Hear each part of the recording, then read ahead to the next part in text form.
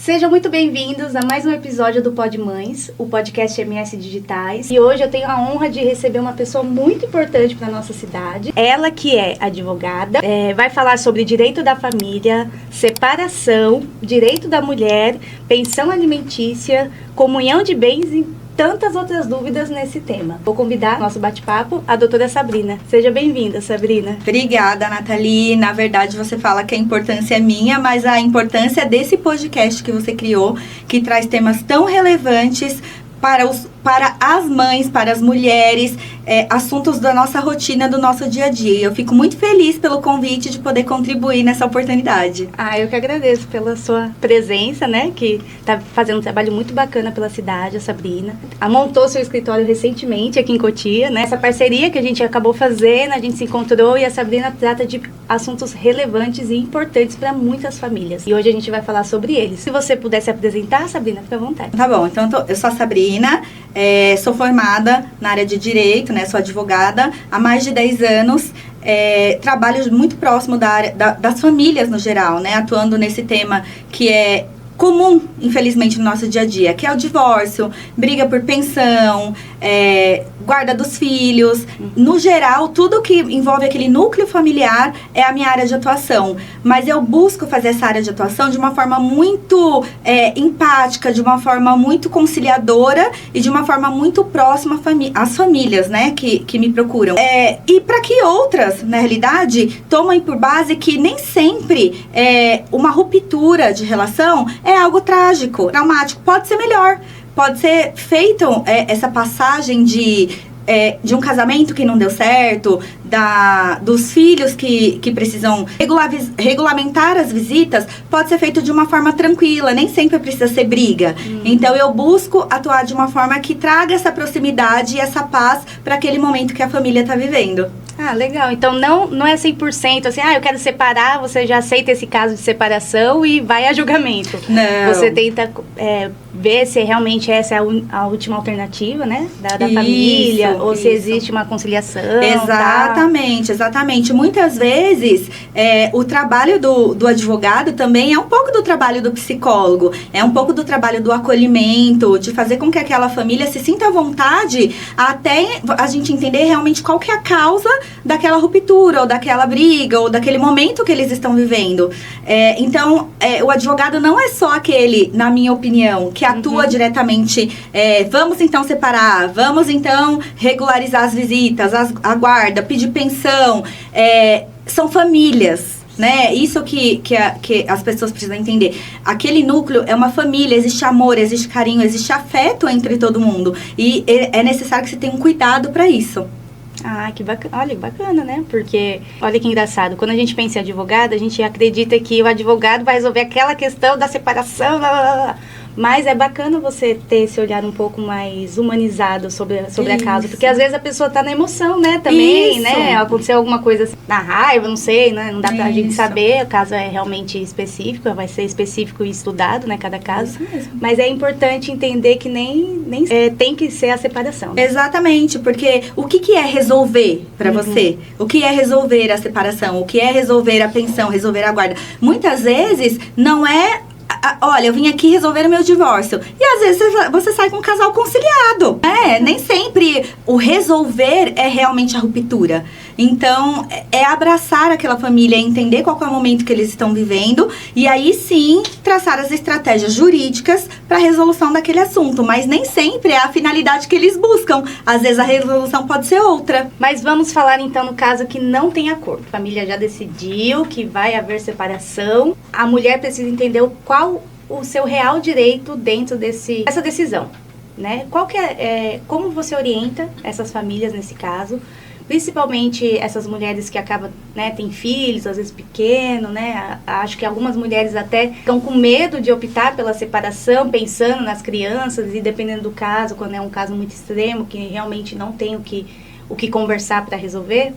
Como você lidar com essa situação e como você gostaria de orientar essas mulheres que estão nesse processo, que acreditam que a separação é o único meio, porque não tem como viver mais no sofrimento? Como que você orienta essa mulher nesse caso? Então, assim, a mulher, normalmente, quando ela chega a procurar esse tipo de profissional, normalmente ela já vai com a decisão. Ela já vai com a decisão certa, porque a mulher, ela tem aquela característica de lutar pelo casamento, de lutar pelos filhos, da preservação da família. Então, quando ela chega a procurar um advogado realmente para fazer uma determinada ruptura ou regularizar aquela situação que para ela não tá legal, o que eu oriento? Vamos separar o emocional do que realmente é a realidade. Não vamos tomar nenhuma decisão considerando o aspecto emocional que você está vivendo, considerando o aspecto psicológico que você está vivendo, porque nós temos aí a família, nós temos filhos, e nós temos que buscar com que todo mundo fique bem. Então, assim, se a gente pensar, traçar uma estratégia jurídica, pensando única e puramente no momento emocional que ela está vivendo, talvez a estratégia seja errada. E talvez naquele momento, pelo estado emocional que ela pode vir a estar, nem ela consegue ter clareza da situação real que ela está vivendo. Então, nós fazemos algumas consultas para que ela se sinta à vontade, vou demonstrando para ela qual que seria o caminho e até efetivamente falar, olha, a estratégia jurídica é essa. E eu sempre busco uma conciliação. Eu busco que tudo seja de uma forma conciliatória com a outra parte, para que realmente a gente, não afogue tanto o nosso poder judiciário, que está aí cheio de causas, de assuntos que talvez poderiam se resolver de uma outra forma. Então, eu sempre vou buscar prezar, claro, quando couber, né? Nem todo caso dá para ser desse jeito, mas vamos buscar primeiro uma conciliação, falar com a outra parte, fazer uma reunião, e aí sim, se realmente não tiver jeito, nós vamos para o judiciário, né? Mas a orientação que eu dou, não abra mão de direitos no calor da emoção, não tome nenhuma decisão depois que você acabou de passar por um momento muito traumático, não sai, olha, vou te dar a guarda dos filhos, ou abro mão de tudo. Não, você trabalhou para aquilo, né? Vocês tiveram uma união, então você conquistou coisas juntas. E muitas vezes o que eu escuto mas eu não trabalhava fora, eu não contribuí para a aquisição daqueles bens, para a construção dessa vida. Como não? Como não? Você criou os filhos, você cuidou da casa, você... A função de uma mulher que cuida de uma casa talvez gigantesca, é gigantesca. Muitas vezes não tem valor, mas ela é gigantesca. Então, assim, ele só teve condições de trabalhar e se manter, se concentrar no trabalho dele, porque ele teve uma mulher, né, que deu respaldo, que deu base, né? Segurou as rédeas e falou, você vai, né? Então, assim, como não contribuiu? Não vou abrir mão de tudo, não conquistei nada, muito pelo contrário, a conquista é tão sua quanto a dele, né? Então, existe essa preocupação de fazer com que elas voltem, muitas vezes, a entender o valor que elas têm.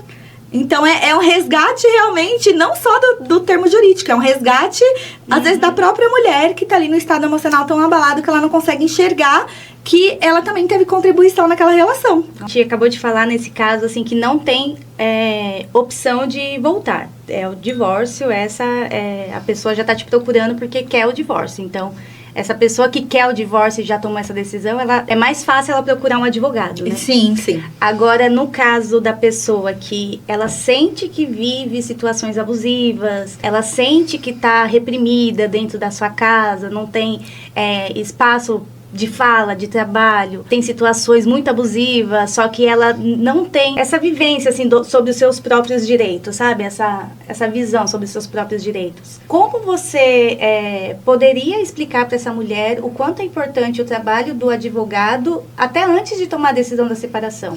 Principalmente na parte de poder ter a sua assessoria, por exemplo, ou de outro advogado, na assessoria de um advogado recorrente. Como passa essa possibilidade para a pessoa, entendeu?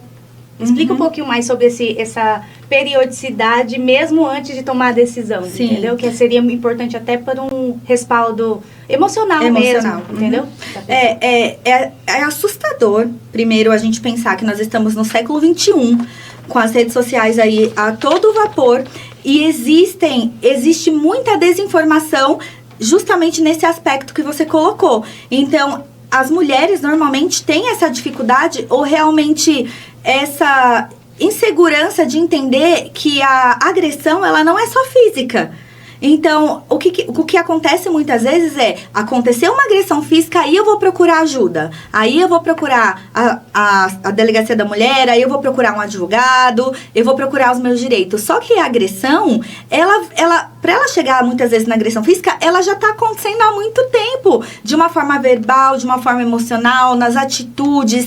Então, é importante, quando elas me procuram, eu vou fazendo uma série de perguntas para elas, e elas vão respondendo. E a gente muitas vezes conclui a nossa conversa, a nossa reunião, no sentido, olha, você está vivendo sim uma relação abusiva, né? Aí ela me fala muitas vezes, e não é uma, não são duas, são muitas. Falam, olha, doutora, mas não sofreu agressão física. Aí eu preciso fazer esse trabalho de conscientização que a agressão não é só física. A física, ela é a última instância e, assim, muitas vezes até fatal. Quantas vezes notícias a gente não vê no jornal todos os dias? A mulher foi assassinada, feminicídio. A todo momento esse tipo de notícia vem ficando mais comum. É assustador, mas vem ficando mais comum. Porque as mulheres, elas estão com uma dificuldade de entender que quando tem uma agressão física, aquela agressão já aconteceu muito antes. Agressão financeira, né? Olha, não trabalho, então você não tem dinheiro a nada, não tem que ficar me pedindo, não tem acesso a dinheiro, não participa da vida financeira do casal.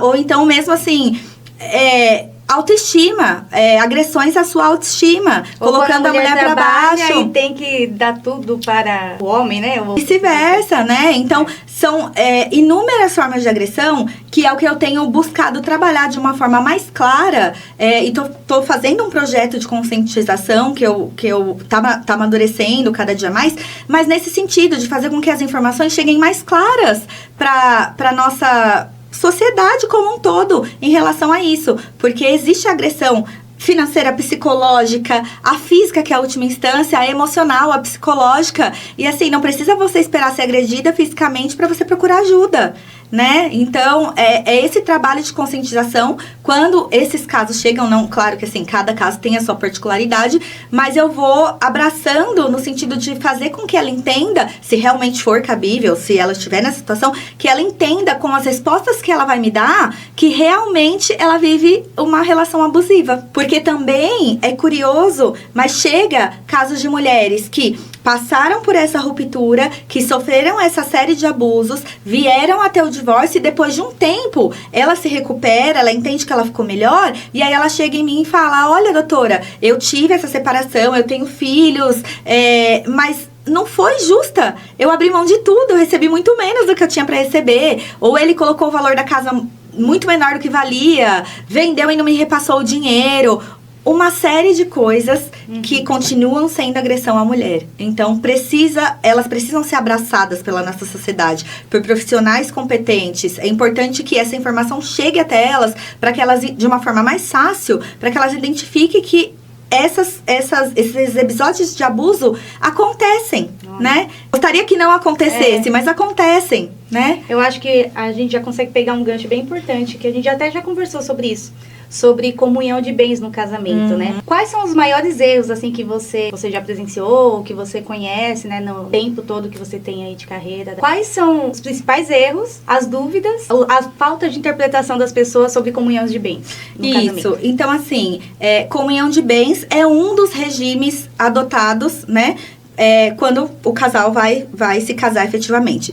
Mas eu acho que a dúvida maior que vem não é nem em relação ao casamento quando ele é realmente formalizado em cartório. Porque uma vez que há aquela ruptura, automaticamente aquele regime vai ser aplicado. A dúvida maior vem em relação à união estável.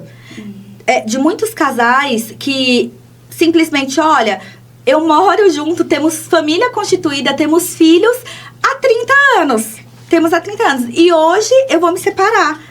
Eu tenho direito a alguma coisa? Sim, você tem direito, porque o seu regime se equipara como é uma união estável não formalizada, hoje é possível você escolher o regime de bens da união estável. Mas, né, há 30 anos a lei era outra. No entanto, a união estável se equipara, né, para fins de partilha, ao regime da comunhão parcial de bens. Então, sim, tudo aquilo que vocês construíram a vida toda, você tem direito.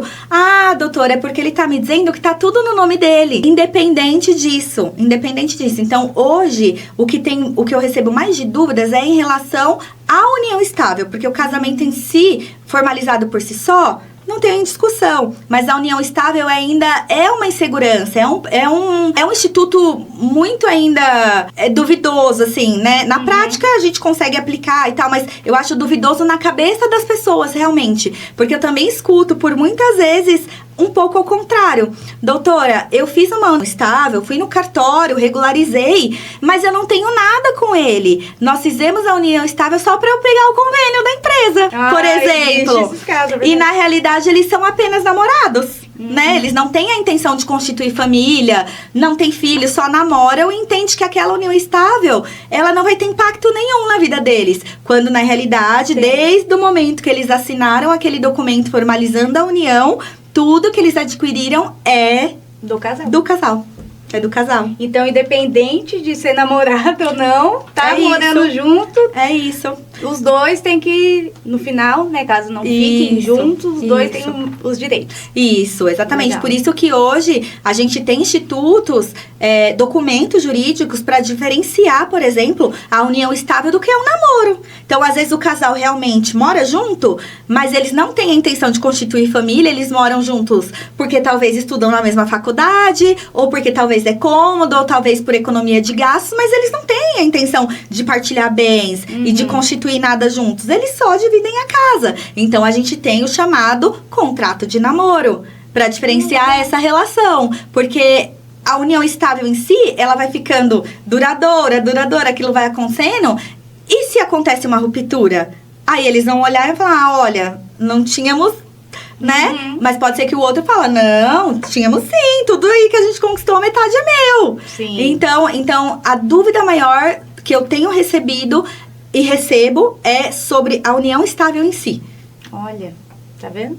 É isso. Então, ó, já tirou muitas dúvidas sobre união, né? E saiba que, dependente de ser casado ou não, se mora junto, você tem direitos, né? Isso. Não é só o fato de morar juntos. Tem uma série de requisitos que vai caracterizar a união estável. Sim. Mas só o fato... por si só, de morar, nem sempre faz com que você tenha direito. Então, assim, quais são as características da união estável? Relacionamento contínuo, duradouro, com a intenção de constituir família. Só que no dia a dia, as coisas se misturam. Então, é difícil de ficar identificado, né? Então, aí vai a importância da informação jurídica. Olha. De que a informação jurídica chegue para todo mundo, né? De uma forma interessante, de uma forma clara, né? Porque é isso que eu tenho ficado assustada um pouco, sabe? Sim. Não com as perguntas, mas com a falta de informação, porque nós temos aí Instagram, nós temos rede social à nossa disposição. Temos muito, assim, tem acesso pra tudo. A rede social tá aí, a internet tá aí, o Google tá aí. Quando você tá doente, a primeira coisa que você faz é entrar no Google pra diagnosticar qual é a sua doença. E aí o Google, lógico, te dá os piores resultados. Sim. Mas por que não ao contrário? Por que não fazer com que essa informação jurídica que afeta a muitos chegue de uma forma tão clara? Então, essa é a minha preocupação. Tá vendo? Muito importante, sabe? Também eu queria perguntar, na verdade, e também esclarecer um pouquinho mais sobre pensão alimentícia, né? Não sei se cabe também a união estável para esse caso, né, desses casais que tem um filho, mas não tem nada regularizado, assim, em cartório, por exemplo, mas existe ali uma criança. Isso. E quando a família acaba optando pela separação, eu acho que o grande medo da mulher em querer sair de uma relação ela pensar assim, como eu vou sustentar meu filho, né? E aí acaba pensando, eu vou entrar com o meu direito e vou ir atrás da pensão. Mas aí você vai ver, a pensão é só aquele, né?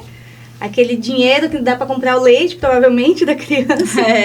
E, né, quando dá. E aí a mulher fala, não, eu não tenho condições de viver só com uma pensão. Se eu tiver que trabalhar fora ou ter condições de criar meu filho. Então, às vezes, ela acaba até optando a continuar no casamento abusivo por causa da questão financeira. E eu acho que a questão financeira mexe muito com certeza com a família. Com certeza, sem dúvidas. Qual que é a sua orientação para essa mulher, até para ela entender qual que é o dever dela ao receber, né, a pensão, como, né, a pessoa que está recebendo para os filhos, e qual que é o dever, assim, da pessoa que está pagando a pensão, qual que é a obrigação de cada um, e aonde ela consegue ir atrás do seu direito além da pensão, nesses casos, sabe?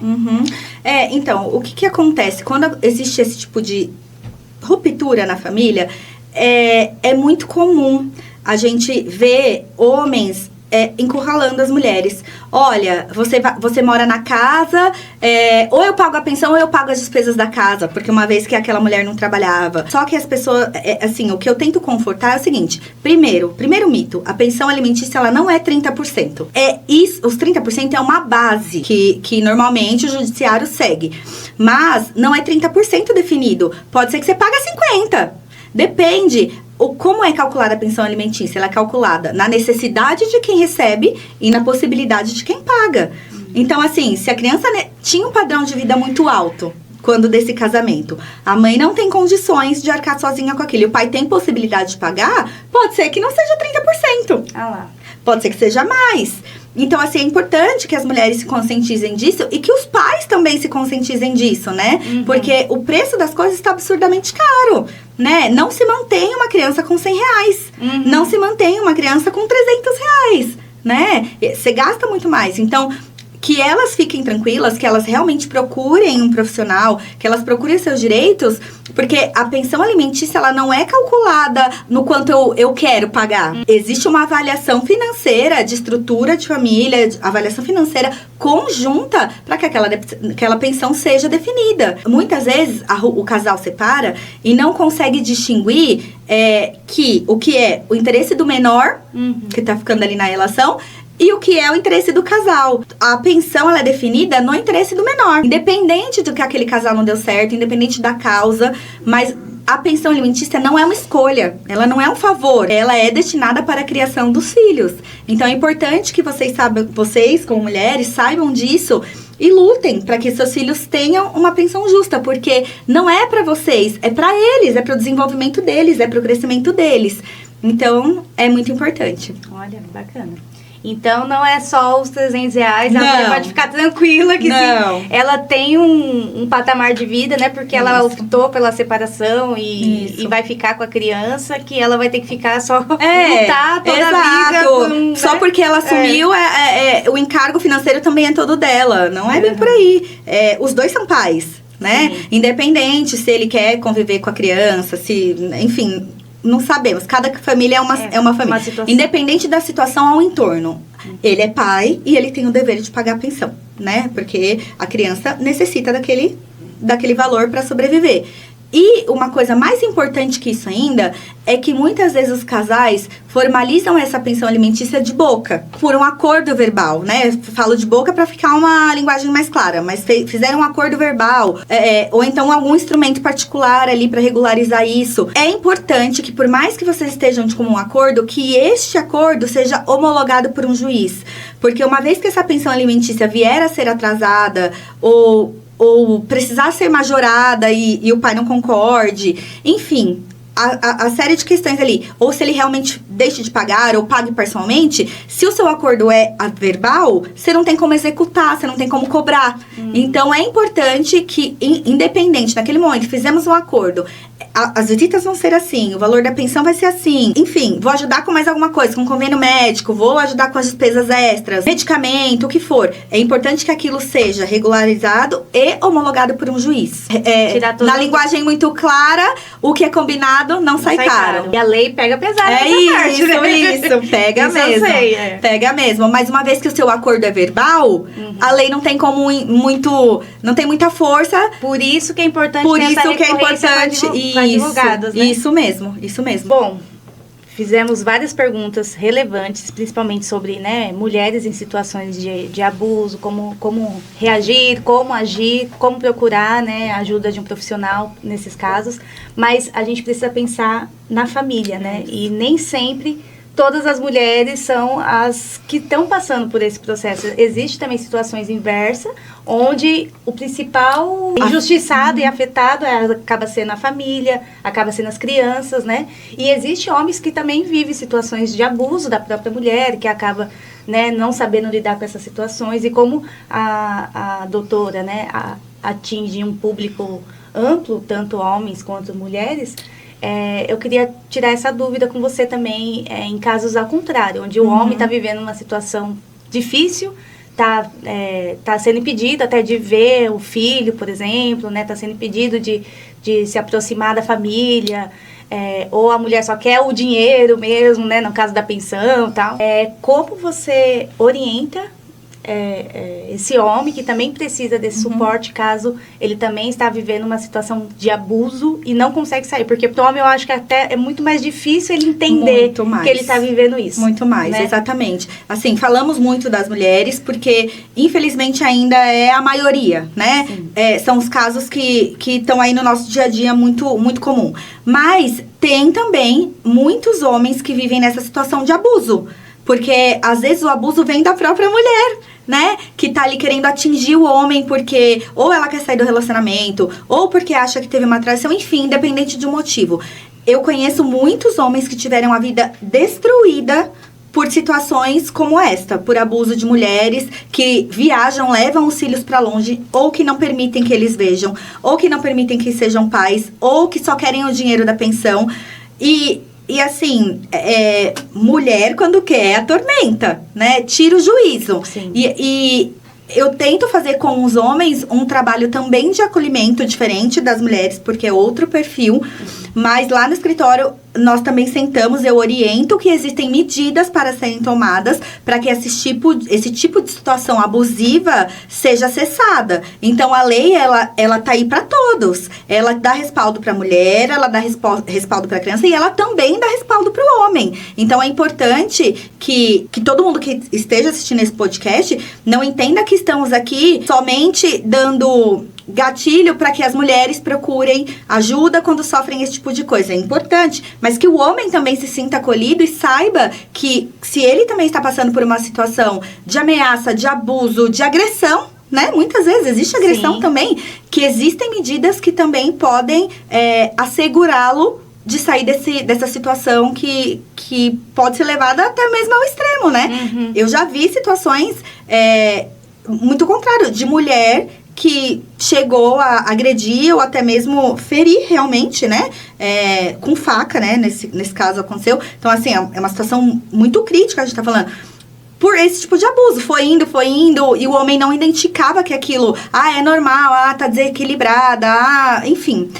E sofreu essa agressão que quase levou ele à morte. Então, também existem casos que é ao contrário. E é importante que eles saibam que também podem estar seguros, porque a lei dá respaldo a isso. Bacana. E aproveitando, só pra gente finalizar mesmo essa pauta, que até me fez recordar da nossa última conversa. Isso. Quando a gente presencia essa situação, por exemplo, é um vizinho, você tá na sua casa e você percebe que a criança tá agredida, tá sendo agredida, ou que a mulher tá sendo agredida, ou que o homem tá sendo agredido. Isso. Como a gente pode intervir de uma forma que vai ajudar aquela família, porque dá um desespero, você vê uma situação de abuso e você não poder fazer nada, porque falo que situação de marido e mulher, ninguém mete a colher, né?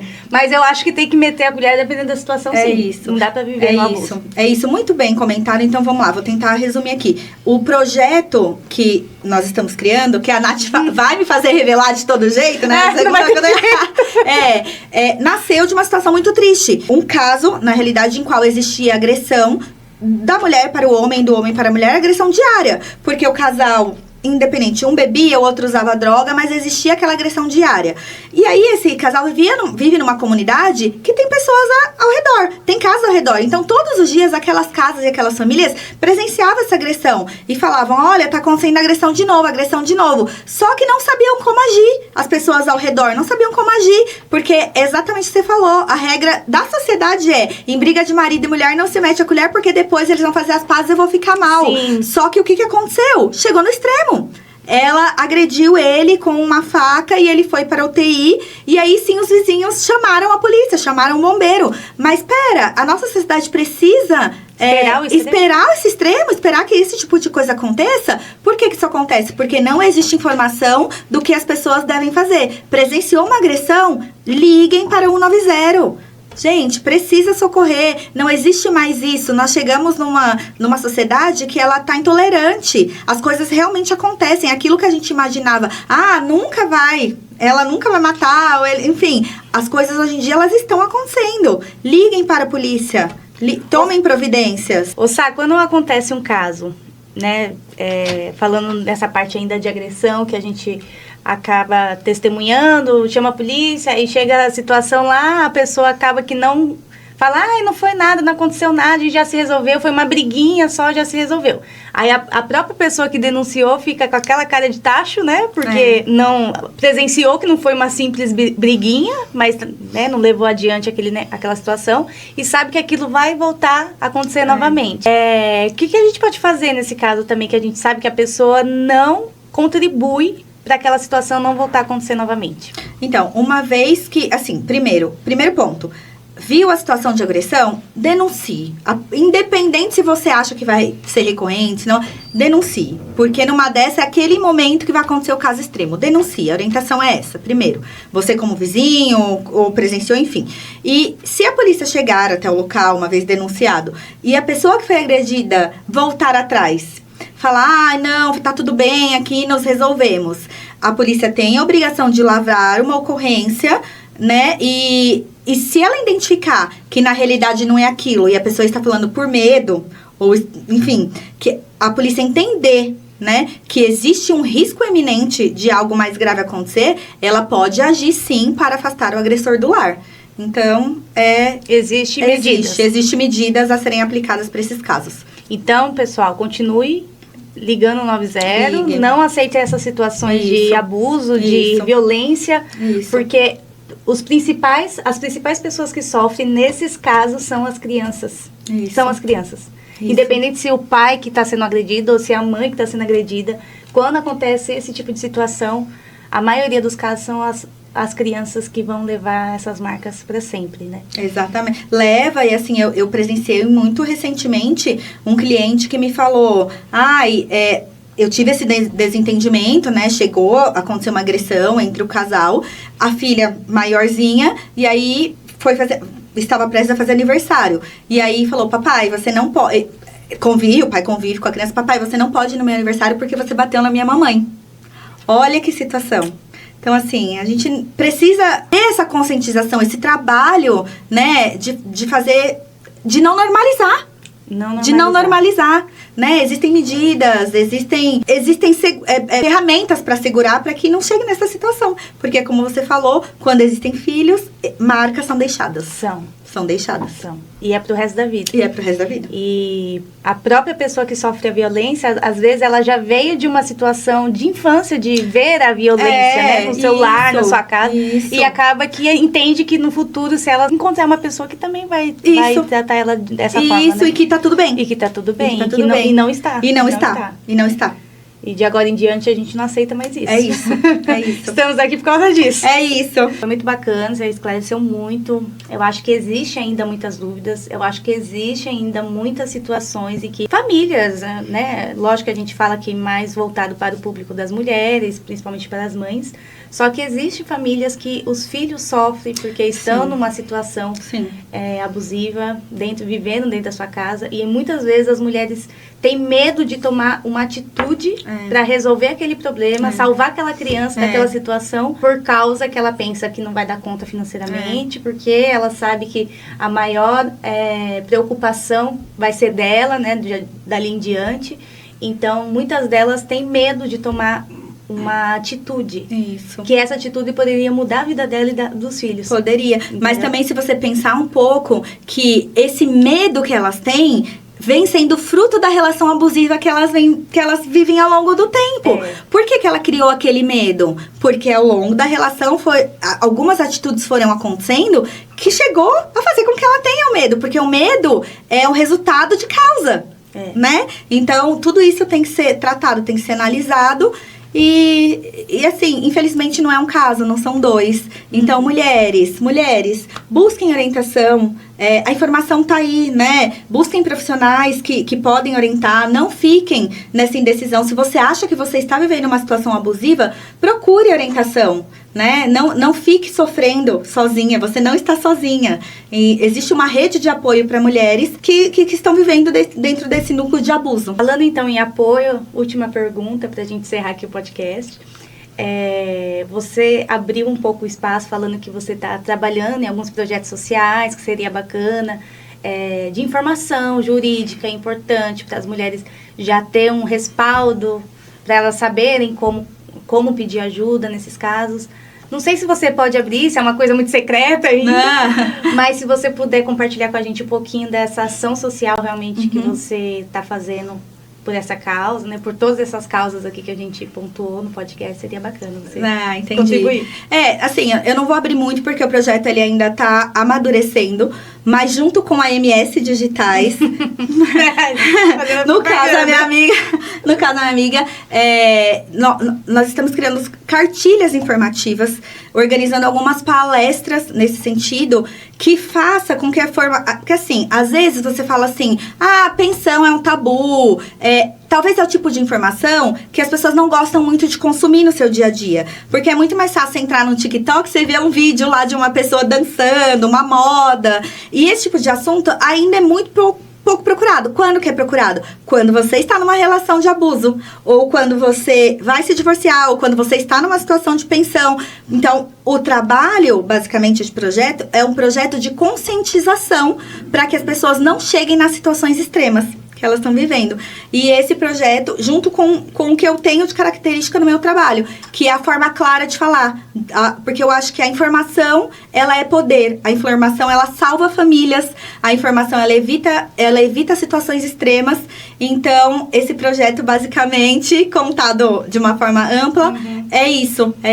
No sentido de salvar as famílias. Porque quando a gente fala de família, a gente não pode pensar, sou eu. Não, somos nós. Então, é a vida de mais de uma pessoa que está ali envolvida e vidas importam. Então, esse é o projeto. Sabrina, você gostaria de deixar alguma mensagem, alguma informação, além de todas essas perguntas e tudo isso que a gente conversou por aqui? Fica à vontade. Obrigada. Esse espaço é seu.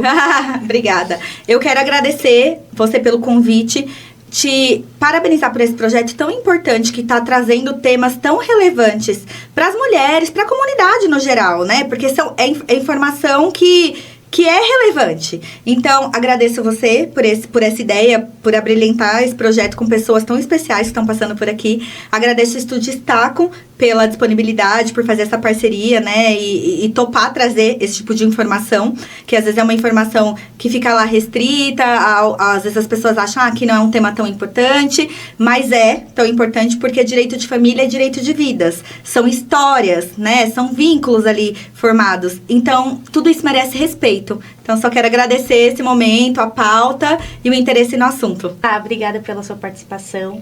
Eu vou deixar aqui no box de informação todas as referências da Sabrina, contato, Instagram para vocês acompanharem, Facebook. Ela está à disposição para tirar dúvidas.